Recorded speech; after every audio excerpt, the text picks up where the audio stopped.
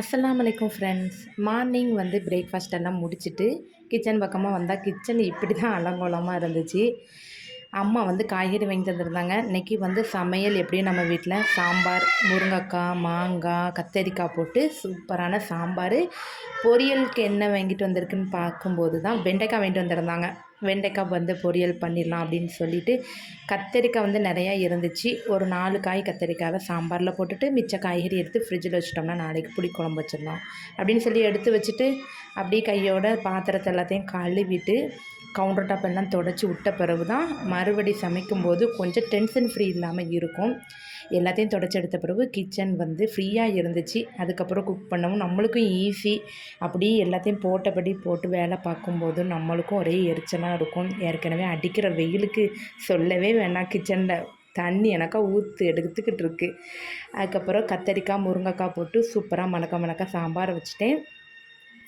Last வந்து தாளித்து விட்டுலாமேன்னு தாளிப்புக்கு வந்து கடுகு, பொடி புள்ளி, கருவேப்பிலை போட்டு தாளித்து ஊற்றியாச்சு. வெண்டைக்காய் வந்து நறுக்கி வச்சுருக்கேன். வெண்டைக்காய் பொரியல் பண்ணிடலான்னு சோறு ஒரு பக்கம் வடித்து வச்சாச்சு. மாங்காய் ஒரு 2 துண்டு மட்டும் சாம்பாருக்கு போட்டுட்டு மிச்சம் மாங்காய் பார்க்கும்போது எனக்கு இந்த உப்பு மிளகாப்பொடி போட்டு சாப்பிடணுன்னு ஒரே கிரேவிங்ஸ். அதையும் செஞ்சாச்சு. என் பிள்ளைங்களும் சாப்பிடுவாங்கன்னு குட்டியாக நறுக்கி கொஞ்சம் ஜீரகப்பொடி கொஞ்சம் தூக்கலாக போட்டு சூப்பராக இருந்துச்சு.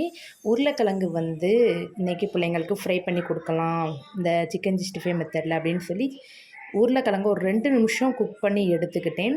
லைட்டாக ஒரு 80% வந்த பிறகு அதில் கொஞ்சம் சிக்கன் 65 பொடி, உப்பு வந்து நான் உருளைக்கிழங்கு வேக வைக்கும் போதே போட்டுட்டேன். அதுக்கப்புறம் உப்பு போடலை. மசாலா பொடியிலே உப்பு இருந்துச்சு. அதுக்கப்புறம் உப்பு போடலை.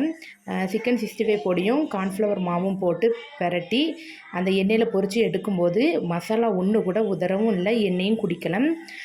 லாஸ்ட்டு வந்து மேண்டாப்பில் அழகுக்காக கொஞ்சம் கருவேப்பில் வந்து வறுத்து போட்டுட்டேன். சூப்பராக மணமாக இருந்துச்சு. இந்த மணத்தை பார்த்துட்டு பிள்ளைங்க ஓடி வந்துட்டாங்க சாப்பாடு தாங்கன்னு சொல்லிட்டு. ஏதாவது புதுசாக ட்ரை பண்ணும்போது பிள்ளைங்களுக்கும் கொஞ்சம் சாப்பிடணுன்னு ஒரே கிரேவிங்ஸாக இருக்கும்ல, அதனால் செஞ்சு கொடுத்தாச்சு. அல்ஹம்துலில்லாஹ்னு எல்லோரும் ஒன்றா உட்காந்து வட்டமாக உட்காந்து சாப்பிட வந்து எல்லாத்தையுமே எடுத்து வச்சுட்டேன்.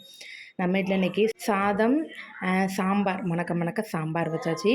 வெண்டைக்காய் பொரியல், மாங்காவை கட் பண்ணி உப்பு மிளகாப்பொடி போட்டு வச்சாச்சு. உருளைக்கிழங்க சிக்கன் 65 வறுத்து கொடுத்தாச்சு. அல்ஹம்துலில்லாஹ்னு எல்லோரும் ஒன்றா உட்காந்து லன்ச்சை முடிச்சுட்டு அதுக்கப்புறம் சேரக்கூடிய சிங்கில் கடந்த பாத்திரத்தையும் கழுவி முடிச்சிட்டேன். இந்த மினி விலாக் உங்களுக்கு பிடிச்சிருந்துச்சின்னா மறக்காமல் லைக் பண்ணுங்கள், கமெண்ட்ஸ் பண்ணுங்கள், சப்ஸ்கிரைப் பண்ணி வச்சுக்கோங்க. ஓகே, பாய்.